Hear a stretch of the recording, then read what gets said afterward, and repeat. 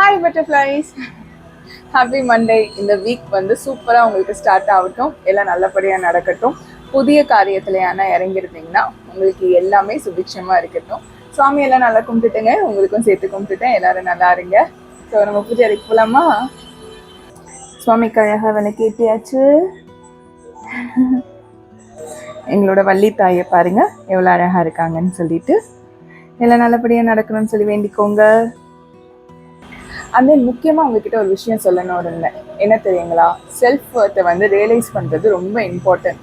நீங்கள் யார், எந்த அளவுக்கு வந்து நீங்கள் உங்கள் வாழ்க்கையில் முயற்சி பண்ணிட்டு இருக்கீங்க, நீங்கள் எப்படி இருக்கீங்க, என்னென்னலாம் சாதிச்சிருக்கீங்க, நீங்கள் எவ்வளோ தைரியமானவங்க அப்படின்னு எப்போவுமே செல்ஃப் ஒர்த்தை வந்து நீங்கள் முன்னிறுத்துங்க.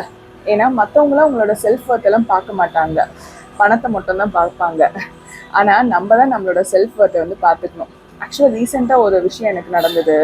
அப்போ நான் பார்த்தா அவங்க என்னை எந்த விதத்துலையும் அப்ரிஷியேட் பண்ணலை. ஆனால் அவங்களோட குட்டி குட்டி பக்கத்தில் இருக்க ஃப்ரெண்ட்ஸுக்கெல்லாம் எதனா ஒன்று நடக்கும்போது பயங்கரமாக அப்ரிஷியேட் பண்ணியிருந்தாங்க. அப்போ தான் எனக்கு தோணுச்சு, ஒருவேளை நம்ம அது செல்ஃப் ஒர்த்தை ரியலைஸே பண்ணாதனால தான் மற்றவங்களுக்கு அது தெரியவே மாட்டேங்குது போல் அப்படின்னு சொல்லிட்டு.